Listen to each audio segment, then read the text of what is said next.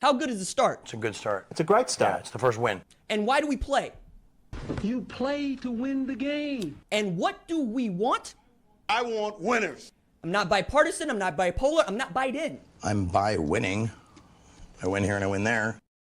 What's up, kinfolk? It's RJ Young. I am not on a step mill. If this is your first time watching Adapt and Respond, thank you for joining us here. We talk college football. We talk football year-round. If you're into that, go ahead and hit that subscribe button, like this video, and answer the question in the comments below.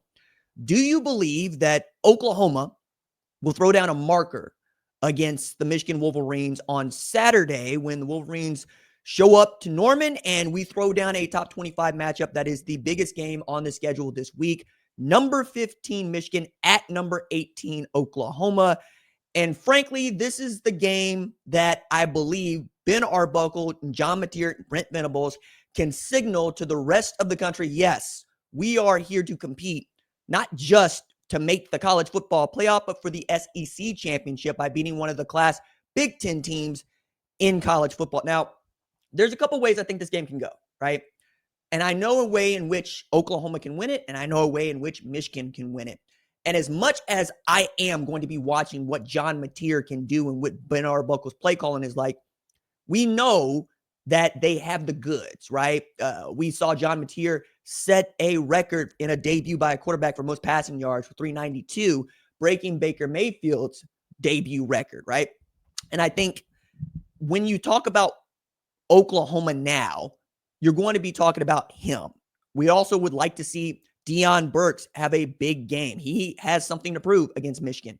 Grew up in Inkster, went to Belleville, where Bryce Underwood went to high school, was not recruited against Michigan, played against Michigan twice at Purdue, has 2 losses, transfers to Oklahoma, doesn't have a best year last year as he's injured for most of it, and he really wants this game. Isaiah Satanga also brought in to try to help this program at wide receiver.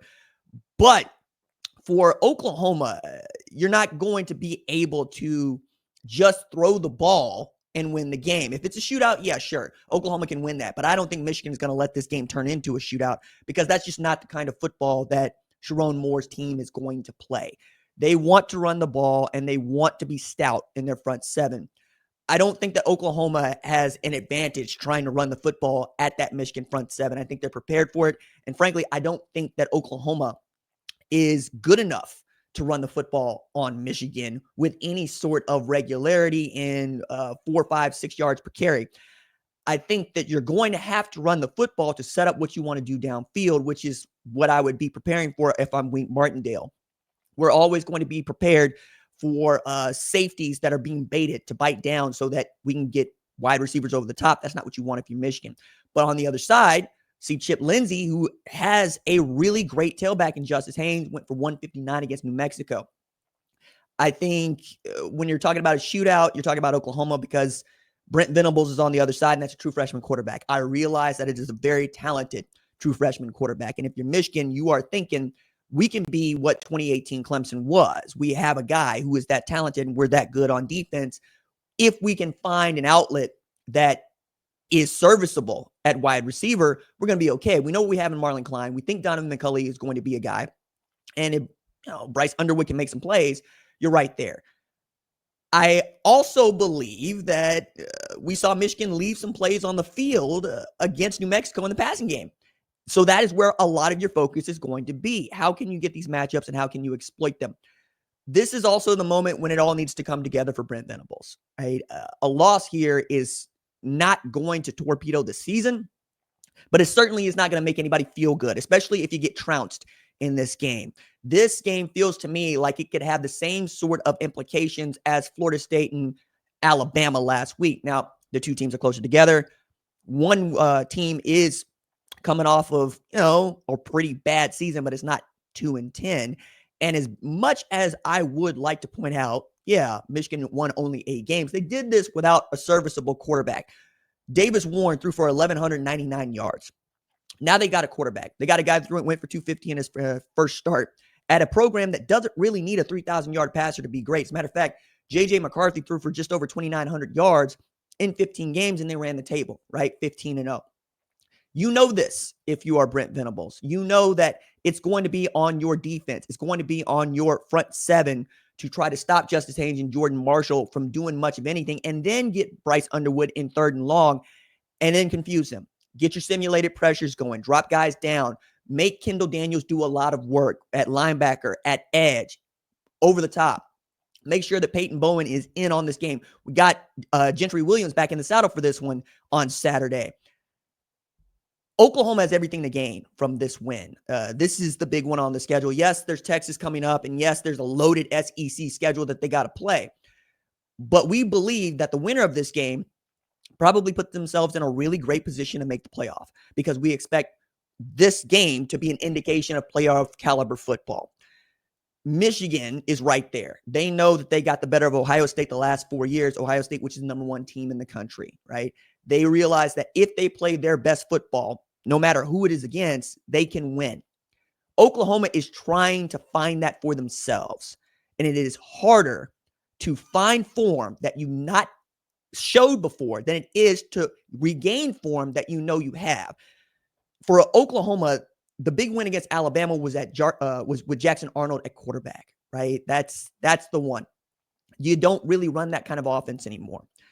You run one that is much more similar to what you saw with Lincoln Riley as play caller and head coach. You need John Mateer to step up against the best competition that he's ever faced as a quarterback and show us the form that you're capable of. That's my knock against him, if there is one to really harp on.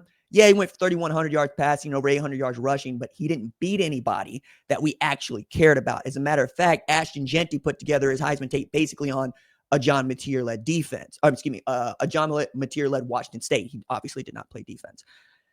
This is the first opportunity you also have, John Mateer, to show, the NFL that you are worthy of a first-round pick. Like, this is part of his journey that I've been really interested in watching. We've given a lot of air to Cade Klubnik, to Garrett Nussmeier, to Lenore Sellers, but not enough people are talking about John Mateer as a potential first-round pick. And if he goes for 3 bills against Wink Martindale's defense, the Wink Martindale that was coaching Baltimore Ravens, pretty damn good, you got to start considering that guy as a number 1 overall pick, especially if Oklahoma is able to do this going away. I think he's got that kind of talent. We just need to see it, right? You can't get out physical by this Michigan team. That is also going to be at issue, right? It's going to be a pride thing. Sharon Moore's coming home. This is where he played college football. This is where he graduated, 2006, 2007, Big 12 champ. You're going to want to pat him on the rear, send him back up to Ann Arbor with a loss and go, hey, go do a job in the Big 10. But when you come down here, remember, we raised you. That's what you want. If you're Sharon Moore, you want to come down and you want to show the SEC and Oklahoma what Michigan football is all about, right? I think both of these coaches have a lot to prove. I think both of these coaches have a lot to gain. And I think there's more pressure on Oklahoma to get a win in this game than there is on Michigan. Remember, Oklahoma's favored, according to our partners at Bet Online. If they can get this win, it's probably going to be a race to 28 points, right? If they get to 28 points against Michigan, I think they're going to win. If it's a low-scoring ball game, say 2017, expect Michigan to be on the end of that. That is my score prediction if it goes that way, but I think I'm going to nail myself to the wall here, and I'm going to go Oklahoma 28, Michigan 24.